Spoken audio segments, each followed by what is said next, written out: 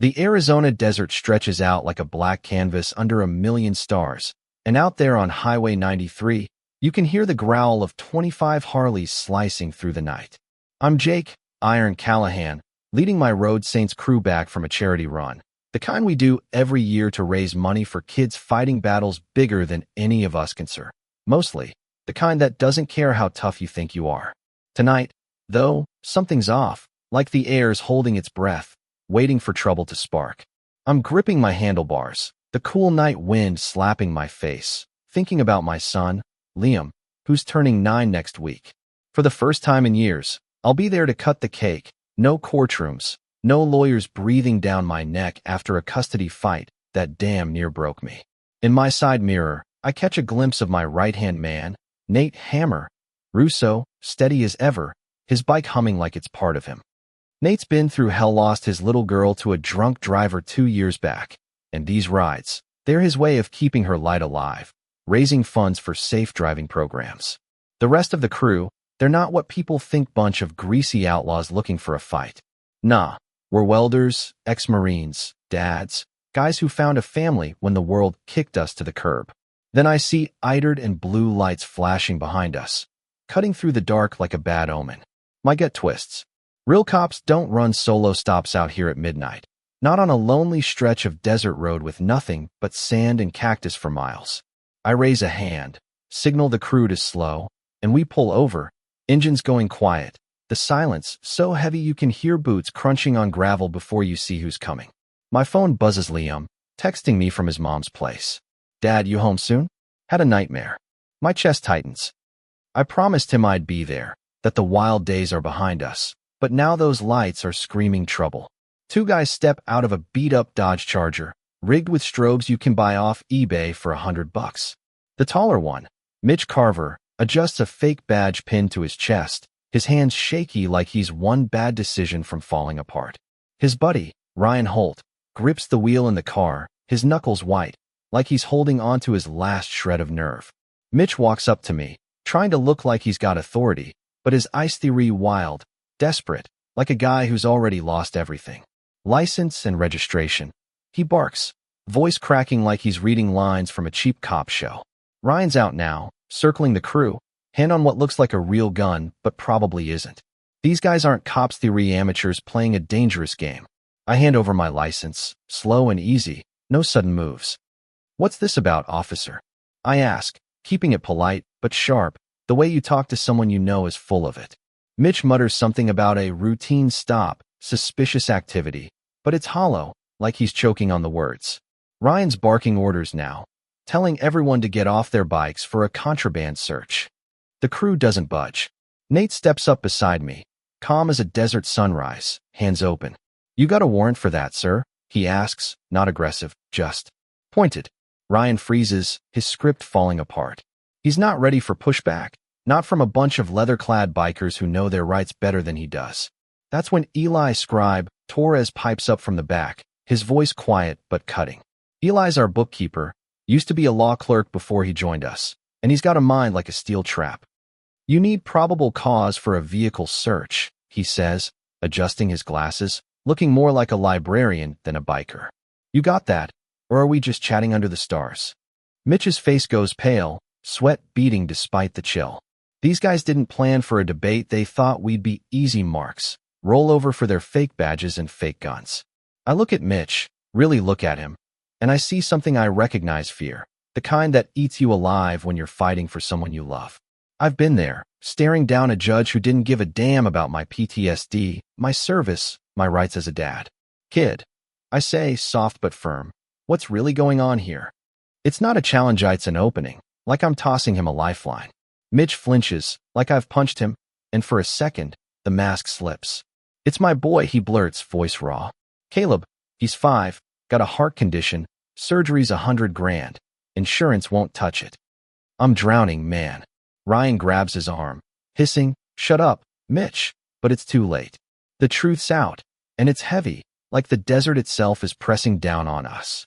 Nate's watching Ryan now, reading him like a book. Ryan's got that same look, cornered, desperate. You too, huh? Nate says, almost to himself. What's your story? Ryan's jaw tightens, but he cracks under Nate's stare. My sister, he mumbles. Lost her job, her kids in chemo. House is 2 weeks from foreclosure. We thought, you guys, you'd have cash, you wouldn't snitch. It's pathetic, but it's real, and it hits me like a freight train. These aren't master criminals theory, just 2 guys who ran out of road. Then we hear a trio sirens, faint but closing fast. Someone, maybe a trucker passing by, saw those fake lights and called the real cops. Ryan's eyes go wide, panic setting in. He's calculating run, fight, or fold.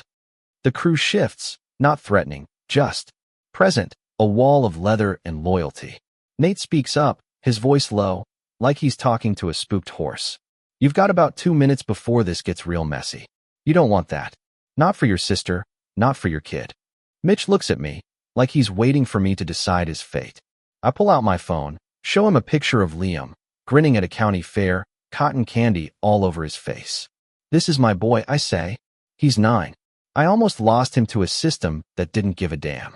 I know what it's like to feel like you've got no moves left. The sirens are louder now, red and blue lights flickering on the horizon. I make a call, not to the cops, but to people who can help. Lisa, it's Jake, I say into the phone. Got a kid who needs heart surgery. Insurance is screwing them. Can you work your magic? Lisa's a lawyer who eats insurance companies for breakfast. Then I call Doc Vargas, a pediatric surgeon who's done pro bono work for our charity before. The wheels are turning, and Mitch is staring at me like I've grown a second head. Why, he whispers. We tried to rob you. I shrug. Because family doesn't let family drown. And right now, you're family. The real cops roll up, 2 cruisers, led by Officer Carla Ruiz, a no-nonsense woman who's dealt with us before. She steps out, hand on her holster, eyeing the scene. 25 bikes, 2 guys with fake badges on the ground, and a charger with its wiring gutted. All right, Jake, she says, her voice dry as the desert. What kind of circus you running tonight? I nod to Mitch and Ryan. These 2 made a bad call, Carla. They're ready to own it. Mitch steps forward, hands up.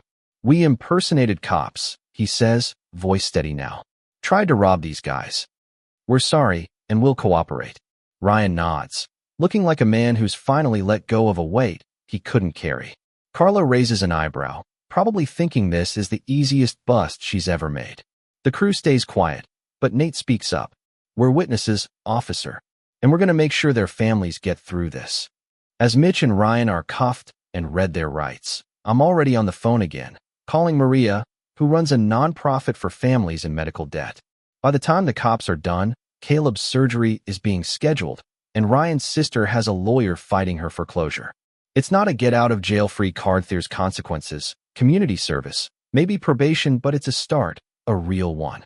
6 months later, I'm back on Highway 93, leading a bigger convoy, over 100 bikes now, including 2 new riders. Mitch and Ryan, on second-hand Harleys they bought with honest paychecks, ride with us, their families cheering from the sidelines. Caleb's out of the hospital, a scar on his chest, but a smile that lights up the damn desert. Ryan's sister kept her house, and her kids in remission. The ride's different. No, it's not just about raising money. It's about showing up, about proving the system doesn't get to decide who's worth saving. Liam's with me today, strapped in behind me. His helmet too big, but his grin just right. He gets it, even at 9, that this crew, this family, it's about being there when the world turns its back. As the sun dips low, painting the sky in fire, I think about that night, about how 2 guys who thought they were predators ended up finding something else, a second chance, not just for them, but for everyone they love. We pull into Phoenix, the city lights winking like they're in on the secret. The crew splits off, heading to their own homes, their own fights, but we'll be back next week, ready to answer the next call for help. Because that's the deal when good people get crushed. You don't just stand there. You step up, you fight, you build something better. So what do you think? Was it right to help those guys, even after they pulled that stunt? Or should we have let the cops handle it? Let the system chew them up? Drop a comment, tell me where you're watching from, and hit that like button if this hit you in the feels. Subscribe, ring the bell, because stories like this theory, not just stories. They're proof that sometimes the good guys wear leather, and the bad guys just need someone to see them as human. What's a time you saw someone get a second chance they didn't deserve? Let's talk about it.